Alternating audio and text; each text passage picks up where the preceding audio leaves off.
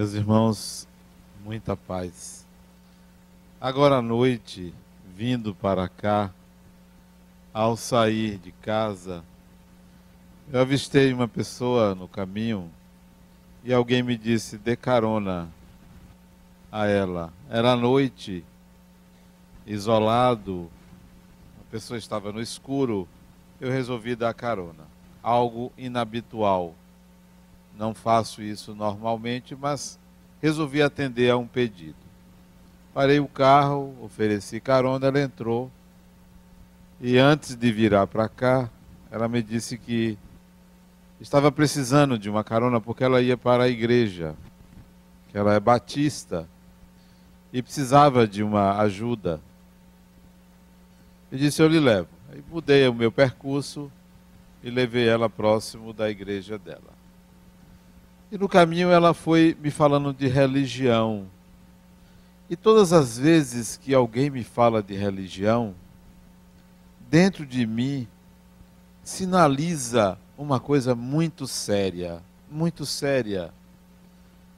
Eu não tive uma educação religiosa fora do espiritismo, e quando eu me deparei com a palavra religião lá atrás, eu associava a palavra religião primeiro a algo muito grave, significativo e diferente da vida habitual de uma pessoa. Então, quando ela deixou o carro, quando eu a deixei próximo da igreja dela, ela me disse: muito obrigado, você sabe o que é ser batista, não sabe? E eu assenti com a cabeça, disse que sim. Como se ela dissesse: será que você é batista? E eu não tive vontade de dizer a ela que era espírita, para que ela não pensasse que foi o demônio que deu carona a ela, né? Ela ficasse com a sensação de que foi Jesus que deu carona para ela. Pois bem, ela deixou o carro e eu vim para cá, que eu saí mais cedo de casa, eu fiquei pensando na questão religiosa, em religião. E se alguém me perguntasse qual é a minha religião, o mesmo sentimento eu teria que tive agora, minutos atrás, quando ela me falava de religião. A mesma sensação eu tenho todas as vezes que alguém questiona qual é a minha religião. Porque eu associo a palavra, primeiro, a um comportamento, a uma exigência social, a uma conduta. Eu associo a palavra, como ela chegou a mim as primeiras vezes, a paciência, a humildade, a bondade, a caridade, a tudo aquilo que eu precisava aprender, tudo aquilo que eu precisava realizar, a palavra me chamava a atenção. Então ela tinha um caráter grave para mim, porque não era algo que eu praticava, sequer me preocupava com conduta religiosa. Então a palavra soava para mim como algo, como uma cobrança muito grande. Pois bem, noutras vezes a palavra me levava a ter que ter um ritual.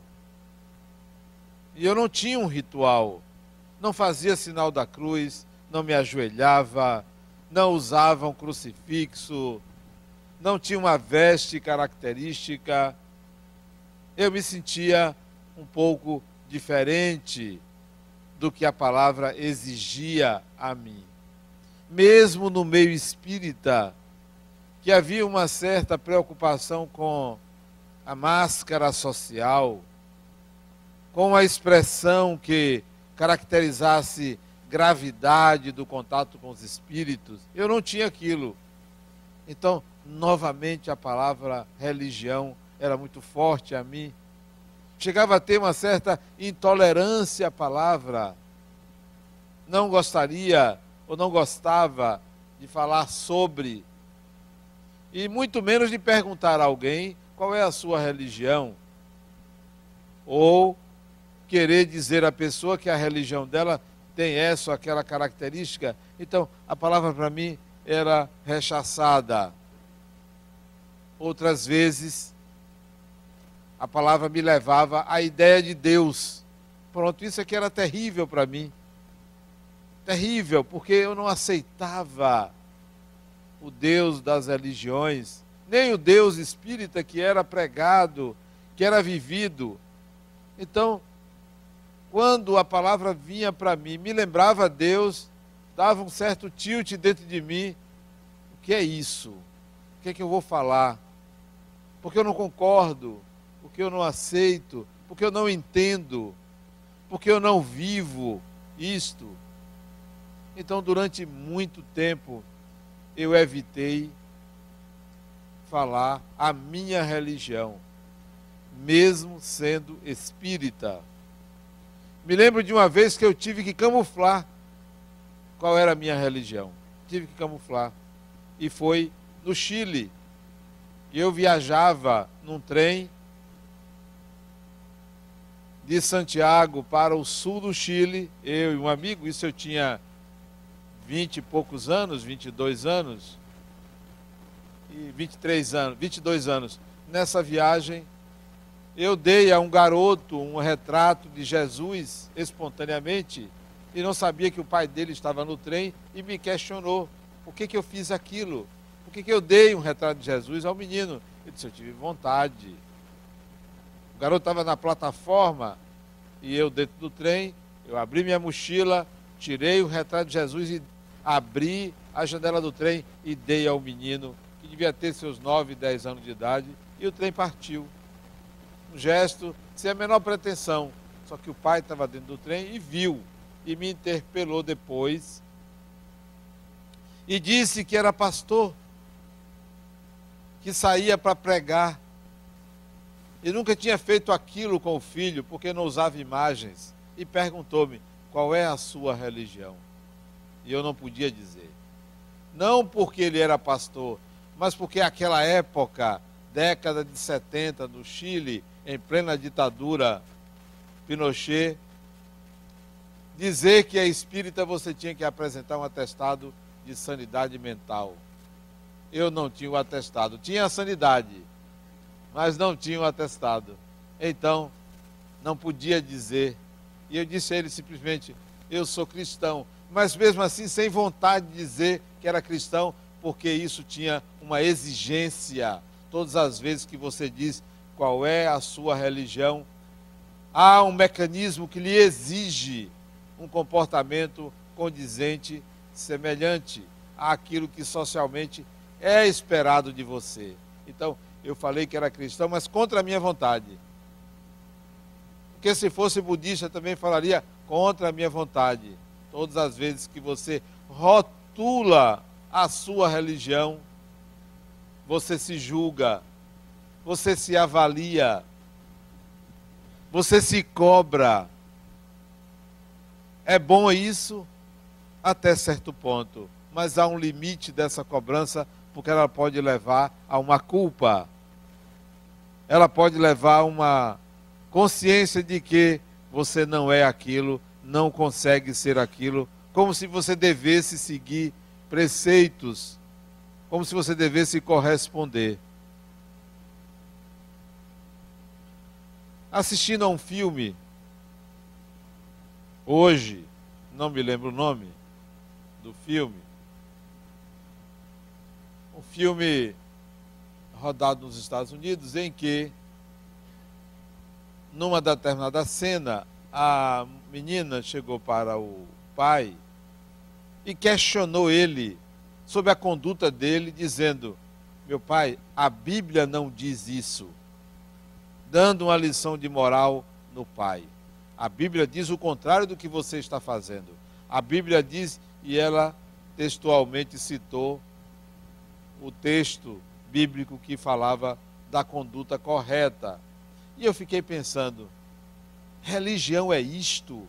é a obrigação de seguir uma norma, algo que está escrito. Será que isso deveria persistir na humanidade? Você ter uma religião que viesse, que ditasse normas e você seguisse? Onde está a liberdade de ser, de viver, de agir? Onde está a necessidade de você integrar à sua personalidade aquilo que você aprendeu como certo? Onde está essa possibilidade? Ou sempre nós teremos que ter uma regra a ser lida, a ser seguida? Então, assistindo ao filme, eu me questionei sobre isso. Religião me lembra limite. Religião me lembra obrigação. Religião me lembra o paterno. Até porque nenhuma mulher criou religião, só homens. Só pessoas do sexo masculino criaram religiões, todos. Por que será que mulher não criou religião? Por causa da natureza feminina. A natureza feminina não é para se estabelecer regras rígidas, é flexível. E religião é limite, é paterno, é castração, é não faça, não faça, não faça.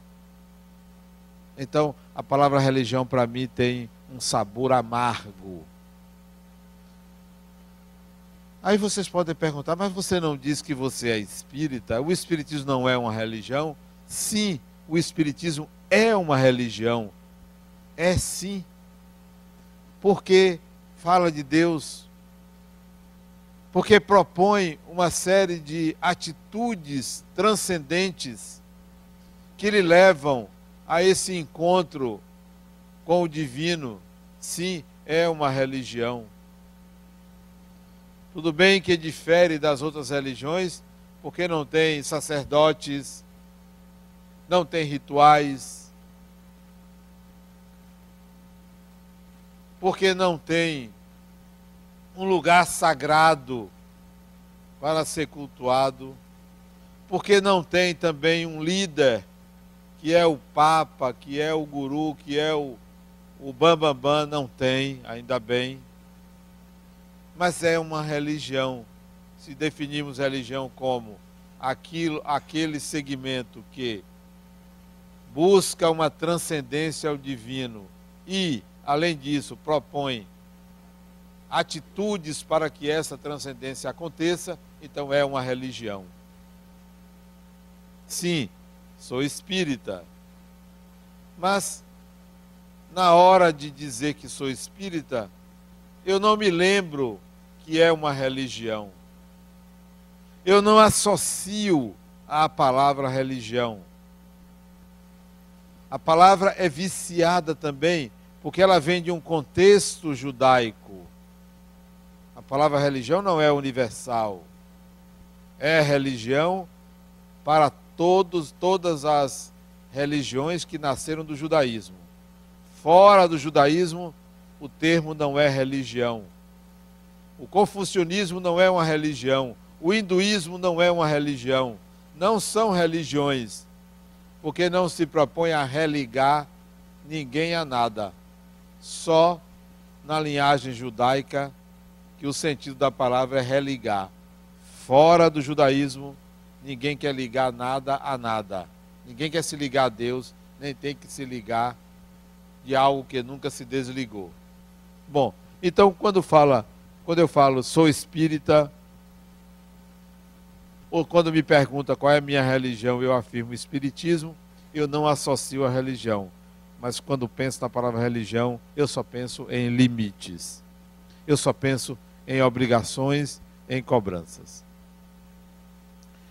Então, religião é algo ruim?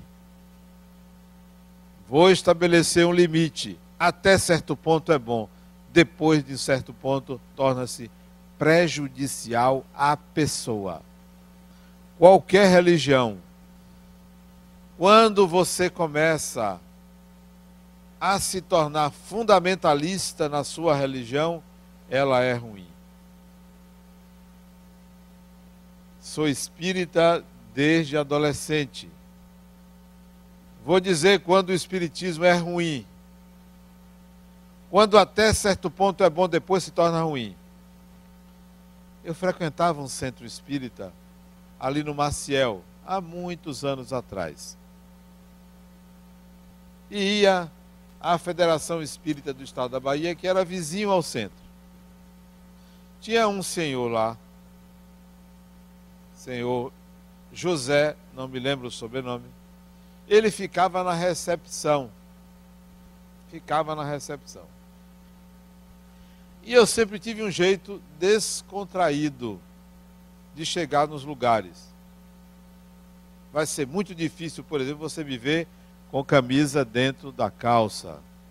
Ou eu estou doente, amordaçado, ou tenho uma obrigação ali que me exige isso. Eu fui convidado para fazer uma palestra no tribunal essa semana. Vou fazer a palestra semana que vem. E fui lá conversar com o diretor. E eu fui assim, com minha sandália, né, com minha camisa. Botei uma camisa melhor com gola, né? Uma camisa com gola. E cheguei lá, só encontrei gente de paletó. Eu sei que todo mundo me olhou assim, atravessado. Foi isso aí que convidaram para fazer a palestra?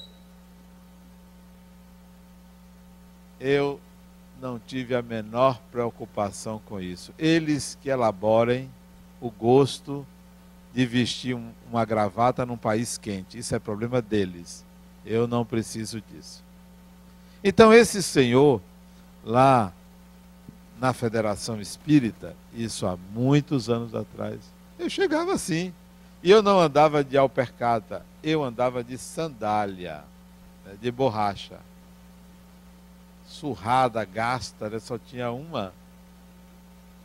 E chegava lá assim para assistir às reuniões, para participar de reuniões, e ele me media de cima até embaixo, assim, em desacordo com a minha vestimenta. Em desacordo. E mais ainda, com a minha maneira de falar. E aí, como vai? Ele era muito formal, era um senhor, devia ter seus 60, 70 anos. Eu todo informal. E ele me tratava secamente. Secamente. Me recriminava. Um dia eu caí na asneira. Às vezes eu gosto de conversar com a pessoa, pegando na pessoa. Pegando no braço. E eu fui conversar com ele, e eu peguei no ombro dele. Pra quê? Esse homem deu um pulo. Me chamou de vampiro. Que eu queria sugar a energia dele. E eu fiquei assim com receio, será que eu sou um vampiro mesmo, né? Isso é quando o espiritismo não serve. Para isso, não serve. Para formar pessoas que lhe medem de cima até embaixo, lhe julgam, não serve mais. Não por um preceito bíblico, não porque Jesus disse não julgueis, mas porque isso afasta, não aproxima, não irmana, não é fraterno, não é amigo, então prejudica, é prejudicial. Assim é qualquer religião. Vou dar outro exemplo. De pessoas no centro espírita para fazer a lição de casa, para dar uma meia-culpa, são donas de feudos. Ali ninguém entra, ali ninguém tem o direito de fazer diferente, de dar uma ideia. Não tratam bem as pessoas. Ora, quem vem aqui merece ser bem tratado. Mesmo que seja a pior pessoa do mundo, mesmo que seja um assassino, um ladrão, mas merece ser bem tratado. Toda pessoa merece ser bem tratada. E se a pessoa vier reclamando, veio aqui para pedir ajuda, vier reclamando, merece ser mais bem tratada ainda, porque não está na sua consciência perfeita, porque não entende que a gente deve, ao invés de reclamar, solicitar, pedir. Então, quem está aqui para ajudar não pode se indispor com a pessoa, não pode tratar mal. O Espiritismo, nesse momento, vai todo por água abaixo. Todo ser humano merece ser bem tratado, merece ser acolhido, principalmente aqui. Principalmente aqui. Olha quando o Espiritismo não serve. Quando alguém aqui que dirige, bota uma pessoa para fora daqui. Não tem sentido. Dizer que não frequenta aqui. E olha que às vezes a gente tem problemas aqui com pessoas que frequentam aqui e nos dão problema. Vou dizer um. Pode ser até que a pessoa esteja aqui, viu? Se tiver, pode usar carapuça. A pessoa é vendedora. Vem aqui vender produtos aqui dentro. Chega para o outro e pergunta: fulano, você quer um seguro? Eu faço. É aqui que você vai fazer isso, criatura? Vender produtos de beleza, vender pirâmide, vender isso, vender aquilo. Não é aqui. Mas o que é que eu posso fazer? Vou botar essa pessoa para fora? Eu posso até desejar que o negócio da pessoa vá mal. Isso eu posso desejar. Mas botar para fora não posso. Porque aqui é o lugar dos que precisam, dos que necessitam, dos doentes. Se tivéssemos todos saudáveis, não estávamos encarnados. Precisamos aprender, precisamos crescer. Então, a religião tem um limite. Tem um limite. Depois daquele limite, não vá, não avance. É melhor você mudar. É melhor você mudar. Ou você muda de religião, ou você muda dentro de você e não vai para aquele limite. Onde há uma cegueira, onde a pessoa entroniza uma divindade cruel, entroniza um patrão extremamente rígido e passa a cobrar do outro um comportamento desse ou daquele tipo. Quem aqui é santo? Não tem? Não tem nenhum. Se tiver, me apareça. A religião a ser adotada, ela deve fazer com que você sinta uma vibração diferente na sua vida. Você deve sentir que corre no seu sangue, nas suas veias, algo que lhe impulsiona por causa da religião. A sua religião deve fazer com que você respire espiritualidade. Respire espiritualidade. Porque se a sua religião não fizer isso, ela é um conjunto de regras que lhe colocam dentro de uma prisão. E se você me disser: Adenauer, tem pessoas que precisam dessa prisão, eu até admito que há pessoas que, melhor que tenham uma religião, que lhe castre os impulsos agressivos, do que viver violentamente na sociedade. Eu até entendo. Mas vocês que aqui estão, que já alcançaram um estágio de evolução maior, têm que respirar espiritualidade. E não a religião como um conjunto de normas e de regras a serem seguidas. A religião de vocês tem que fazer com que o coração de vocês, não o físico, mas aquilo que é a sede dos seus sentimentos, esteja sempre disponível para gostar das pessoas, para amar as pessoas. A religião serve para isso, ou não? Para enrijecer? Para nos fazer de pedras? Não, não é para isso. A religião de vocês deve fazer com que, ao olhar para outra pessoa, ao invés de se mirar, de projetar, de enxergar aquilo que você não consegue ver em você, ao olhar para a pessoa, começar a pensar assim: olha o que Deus fez. Porque nenhum ser humano é obra do acaso. Nenhum ser humano é obra de uma pedra. O ser humano é obra de Deus. Então, olhe para o ser humano como obra de Deus. Eu olho para o ser humano como obra de Deus. Embora ele andou fazendo algumas coisas diferentes, né? Mas é obra de Deus. O ser humano é obra de Deus. Foi ele que fez.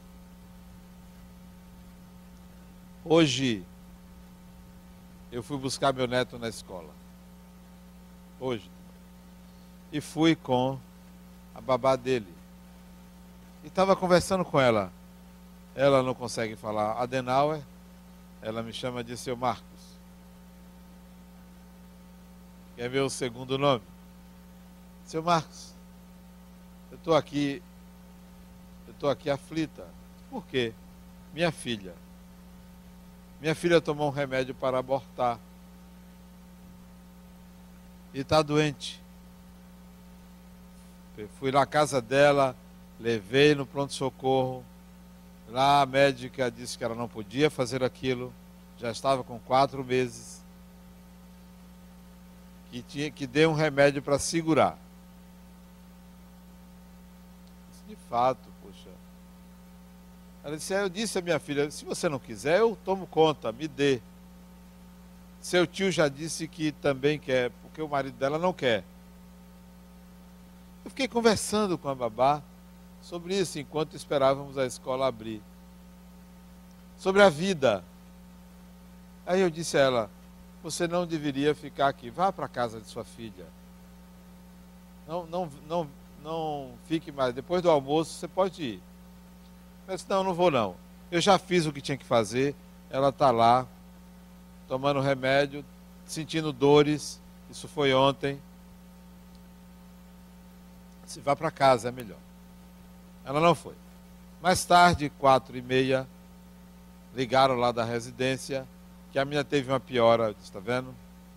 Vá cuidar de sua filha. Aí fiquei pensando, depois que ela saiu, eu estava assistindo o filme, depois que ela saiu, eu fiquei pensando assim: a vida, ela é tão barateada, a gente não dá valor à vida, porque quem faz isso não dá valor à vida. Mas também nós abortamos muitas coisas, não apenas filhos, mas nós abortamos às vezes a esperança de uma pessoa. Isso é um aborto.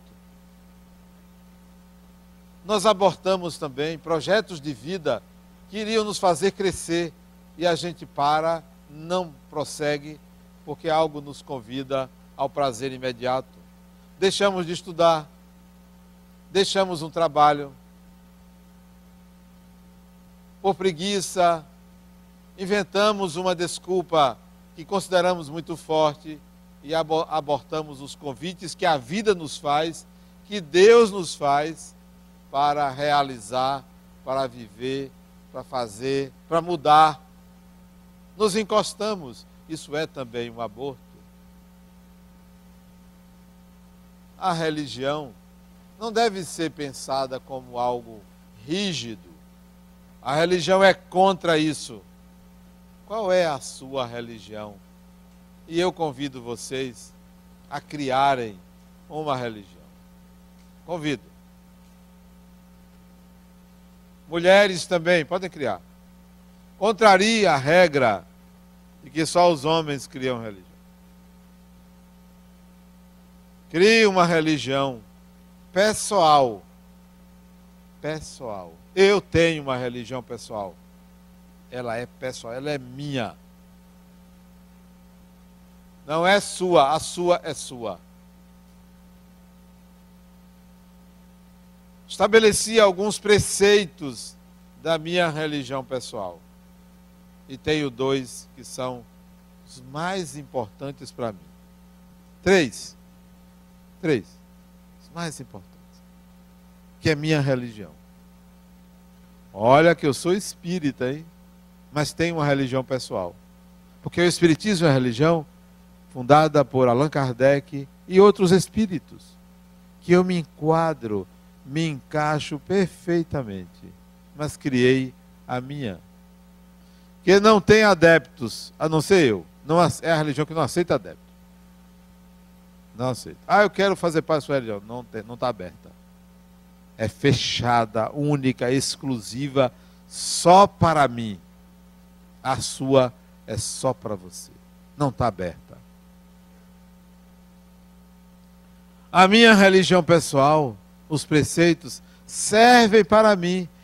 Crie outros para você. Eu vou dizer os meus, mas são meus. Não os copie.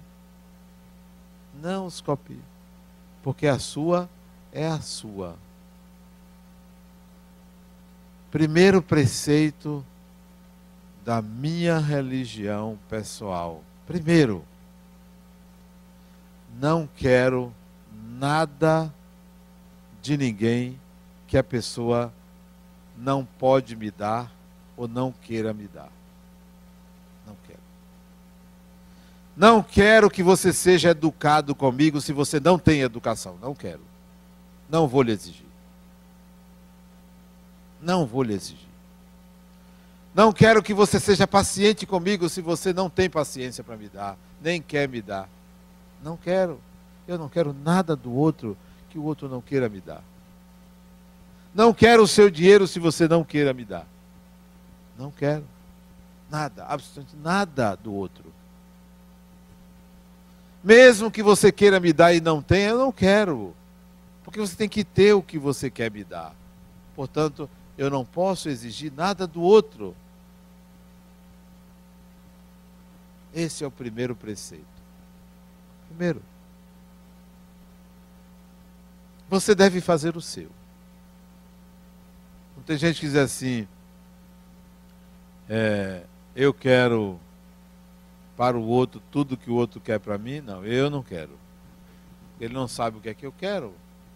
O que ele quer para mim é o que ele acha que é melhor para mim, mas eu é que sei o que é melhor para mim. Segundo preceito da minha religião pessoal, cria de vocês, saiam daqui hoje dizendo assim, eu tenho que ter minha religião. Tem que ter minha religião. Onde você é o único adepto, é o único papa, é o único tudo. Só serve para você. É sua religião. Segundo preceito, sou um espírito imortal e nada me destrói. Nada. Que consequências traz isso? Que consequências? Perda do medo. Perda do medo. Medo da morte. Medo da morte. O medo, a morte para mim. Que dia foi? Outro dia uma pessoa me perguntou, quando você morrer, você vai para onde? Eu disse, olha, há uns anos atrás, eu fiz uma viagem para Palmas, no Tocantins. Fui convidado para fazer uma palestra, fui para Palmas. Não conhecia quem me convidou para fazer a palestra. Nunca tinha ido a Palmas. Peguei o avião, saltei em Palmas, não sabia quem ia me receber. A pessoa me recebeu, me levou para o hotel, não conhecia o hotel, me instalei no hotel.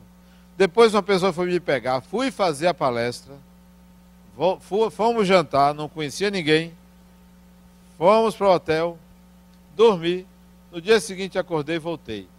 Para mim a morte é isso, é para um lugar desconhecido e que eu tenho que me adaptar, eu tenho que conhecer, eu tenho que viver aquilo que vai acontecer. Então, eu não vou prognosticar absolutamente nada depois da morte, porque o que vier será traçado. E olha que Palmas está mais para o inferno do que o céu, porque vai fazer calor assim, longe. E eu vou para lá. Final do ano eu vou para lá, em outubro, fazer uma palestra lá em Palmas de novo. Parece que gostaram e tiveram a coragem de me chamar de novo, eu vou. Mas já não vai ser mais semelhante à morte, porque já conheço.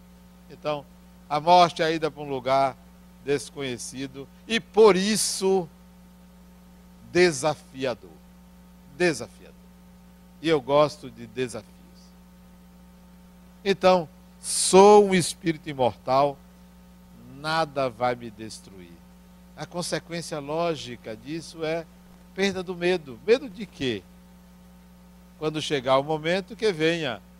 Vamos lá ver o que é, como é.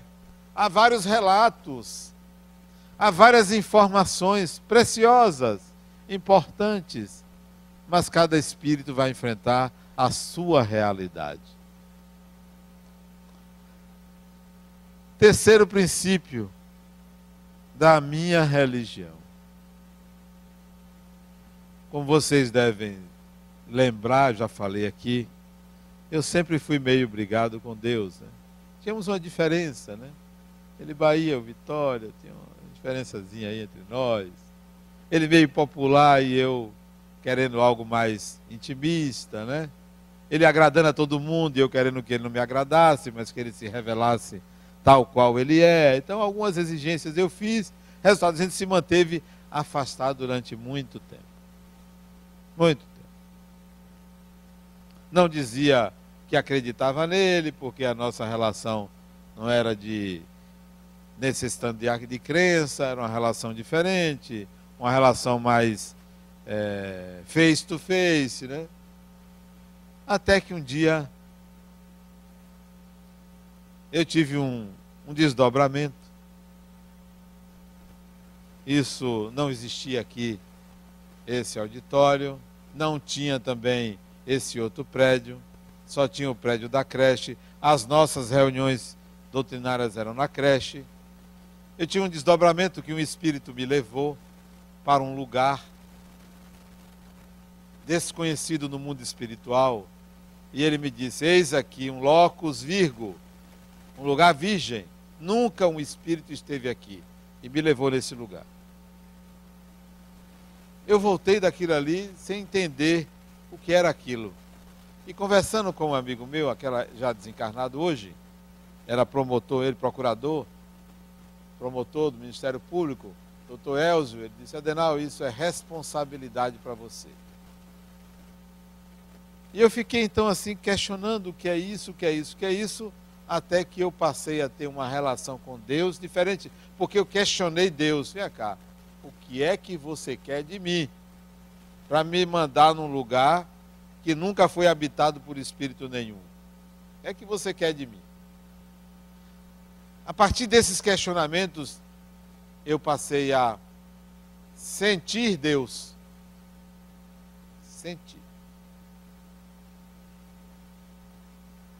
Você não sente quando você gosta de uma pessoa? É um sentimento. Você não sente quando você está com fome? É uma sensação. Você não sente quando você tem raiva? É uma emoção.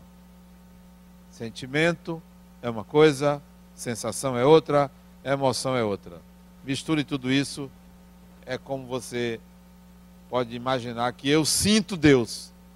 É uma sensação ao mesmo tempo que uma emoção e um sentimento. Então, terceiro princípio da minha religião pessoal: é preciso sentir Deus. Sentir. Sair da crença, sair da consciência para o sentimento profundo de conexão com o divino. Essa é a minha religião. Tem esses três princípios, tem outros. Estão todos num livro que eu escrevi, cujo título é Religião Pessoal. Que eu vou fazer um seminário durante a Semana Espírita, dia 19 de abril, Religião Pessoal. Eu nem sabia que eu ia falar isso. Interessante. Porque quando nós começamos, eu perguntei a elas qual era o tema de hoje e fiquei me perguntando o que é que eu vou falar hoje. E saiu isso. A palavra religião, então, ela tem para mim um caráter diferente de tudo que vocês podem imaginar que as religiões pregam. É para mim um encontro pessoal com o divino. É para mim uma não cobrança de comportamentos ou condutas. Não é uma lógica que me leva ao entendimento disso, é uma consciência misturada com um sentimento de que algo precisa ser vivido, de que não é possível ou é lamentável que se tenha uma vida sem que se vibre por essa vida. É lamentável que as pessoas acreditem e isso não vá para o sangue, para a alma, para o que faz, para tudo que faz. Ora, se vocês têm uma religião, ela tem que estar presente em cada ato da vida de vocês, em cada respiração que você der. A religião tem que estar presente.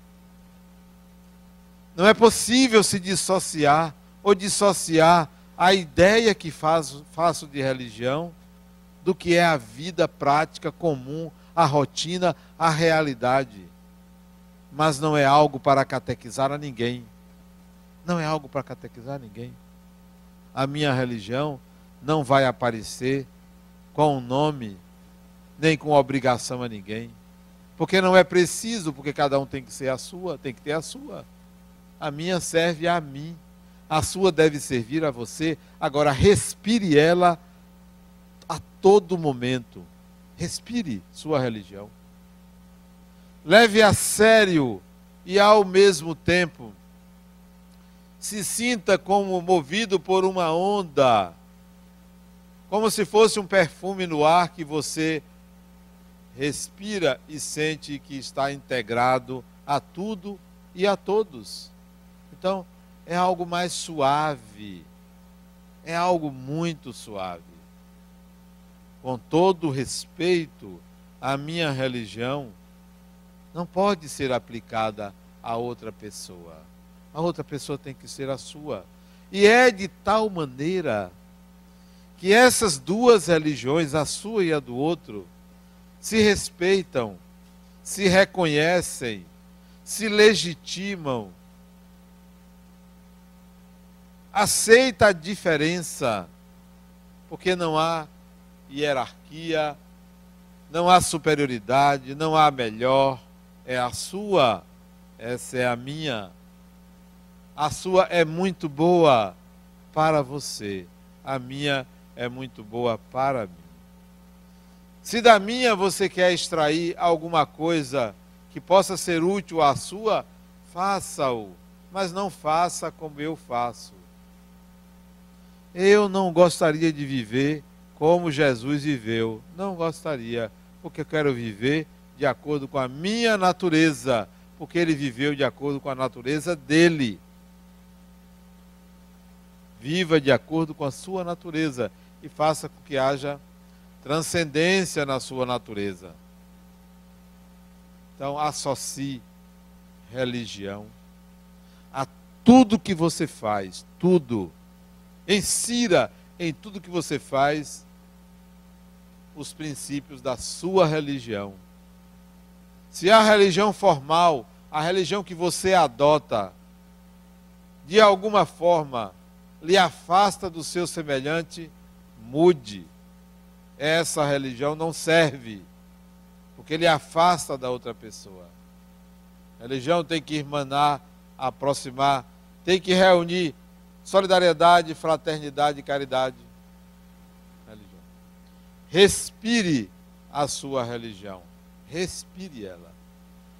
Se o seu coração bate 70, 80 batidas por minuto, faça com que por segundo a sua religião imponha um ritmo à sua vida, como o seu coração impõe ao seu corpo. Porque religião, a sua, é um ritmo de vida, é uma maneira de viver onde a totalidade dos seus atos se insere em todos os princípios da sua religião. Muita paz.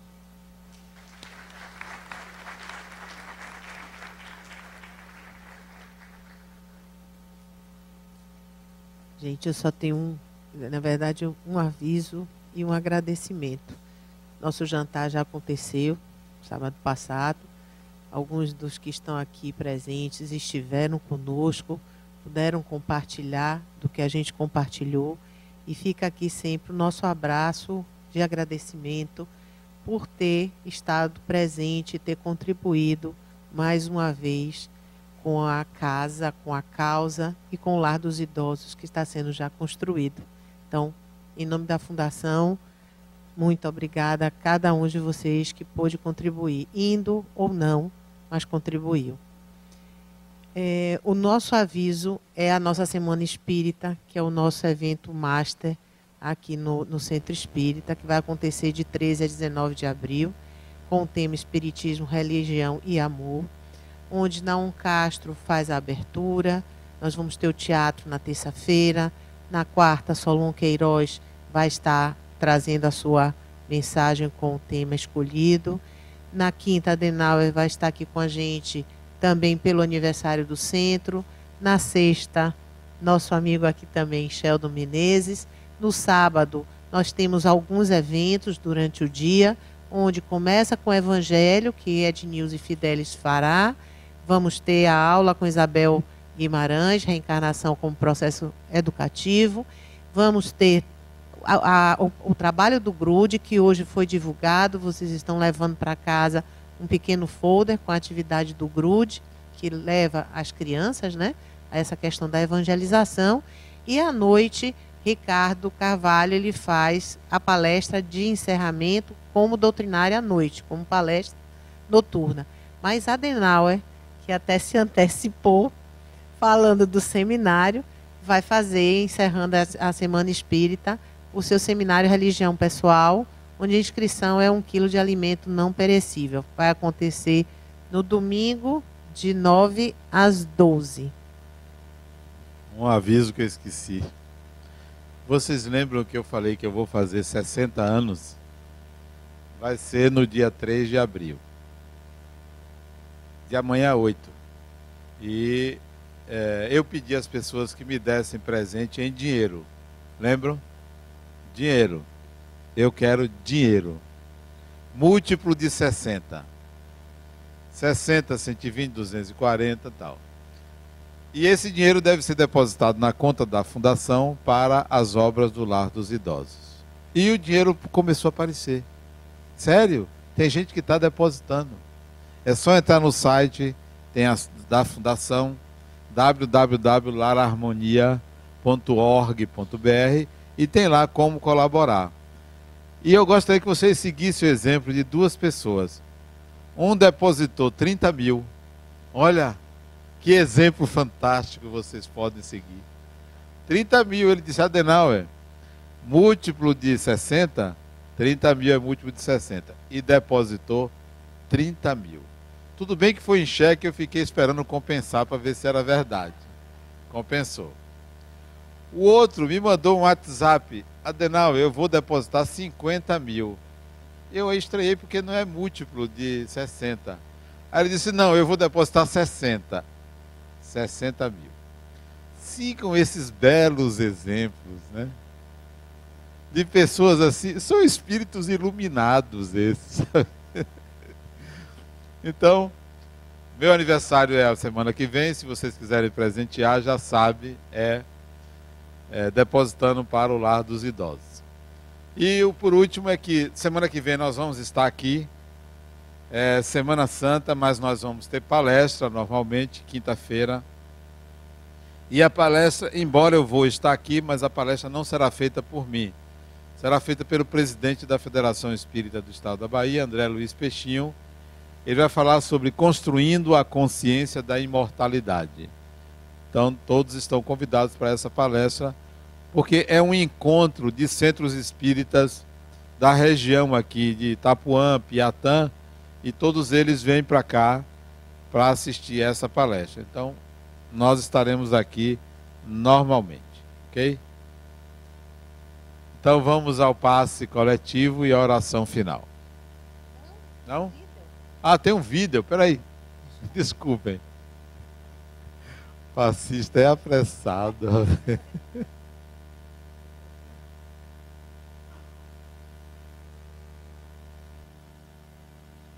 Espiritismo, religião e amor. O Centro Espírita Harmonia convida você para a nossa 11ª Semana Espírita. Nossa Semana Espírita é um momento muito especial. Aqui, neste auditório, você vai compartilhar com diversos palestrantes momentos de conhecimento, reflexões e muitas emoções. Venha, traga sua família, convide seus amigos. Nós estamos preparando tudo com muito carinho para receber você.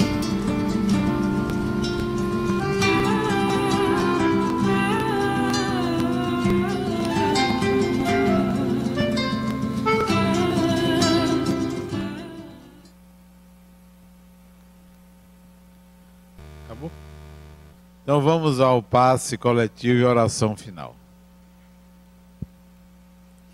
Fechemos os nossos olhos, buscando uma sintonia maior com a espiritualidade superior.